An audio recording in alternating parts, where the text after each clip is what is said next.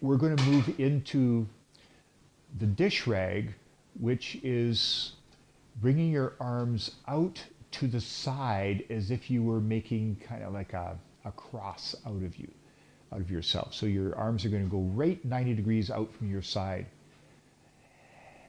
And I'm going to show you an original version of this. All the cat stretch and Hana movements really show the influence of his mentorship by Moshe Feldenkrais. And so this is an actual Feldenkrais version of this that I'm going to show you first, which is if you let your elbows bend, so now your fingers are pointing back toward the ceiling, but your upper arms are lying supported on the floor. So just all you're doing is taking that kind of cross lying out with your arms straight out right away from your side at 90 degrees, and then just bending at the elbow. Then turn your palms so that they're facing towards your feet.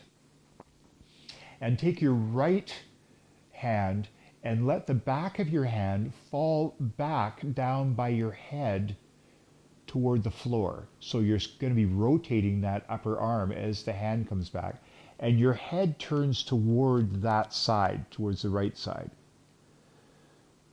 So it's just a coordination of movement, and you may notice that you already get a little bit of a counterbalancing movement of your knees falling across toward the left and a bit of weight in your left hip. And so that's the first part of this movement. And then as you let the hand come back up to center, your head comes towards center, and then as you take your hand past center, now your palm is going to come back down toward the floor, so it's going to be coming towards your hip. As if the palm is going to eventually touch the floor, your head turns across to the left, and you'll see that there's a bit of a releasing of pressure on that shoulder blade.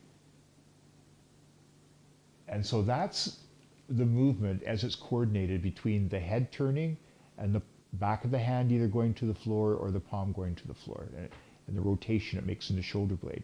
So now let's coordinate them together. So we'll start now with the left hand, and the back of the left hand is going to start coming down toward the floor somewhere by your head, and the right hand is going to go palm toward the floor as it comes down more towards your hip. So they're going in opposite directions.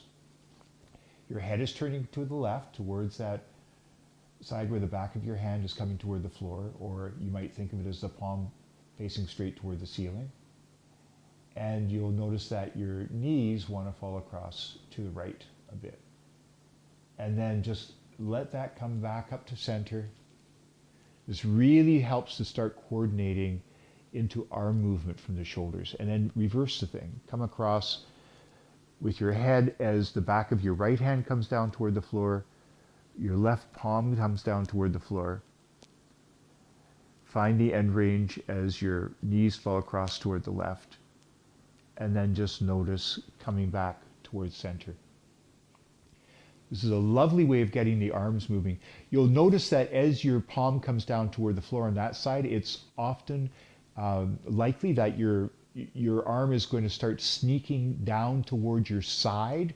So you want to just keep on checking to make sure that your arm stays out at 90 degrees from the torso, your upper arm.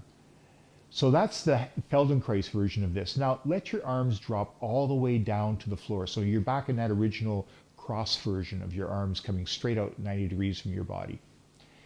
So the Hana version of this is a real nice subtlety of this, which is instead of your arms kind of doing that rotation with the fingers toward the ceiling, just take the right hand and turn palm down toward the floor as your head turns toward the left. So now you get like this twist going through the whole body, you get this twist going through the whole arm on the right side as your head comes toward the left. And then as your head comes back towards center, you come back towards the neutral position, which is your palm facing toward the ceiling.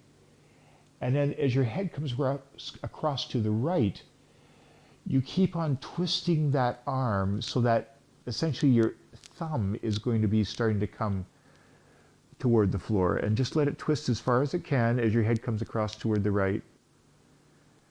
and then come back to center. Just gently explore that movement. It's really rotating in the shoulder joint itself. And so sometimes if there's a lot of fixation in a joint, you may find that it brings up some tenderness, so go less. Always go less and just feel into the edge and then release out of it.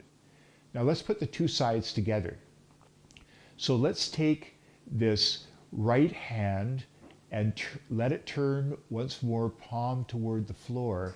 Your head goes toward the left, and therefore your left arm is going to go in the opposite direction of rotating so that the thumb is more toward the floor. And so you get this Dishrag idea of the arms going in opposite directions as they rotate. And as your knee falls across toward the right and your head toward the left, you get this twisting going through the spine as well. And the meeting of these two in between the shoulder blades, the twisting of the spine and the twisting between the two arms, really starts helping to bring intelligence into that whole area where things can get very stuck in between the shoulder blades, and helps connect up and down the spine and through the arms. So you can try going across to the opposite side, your head turning toward the right.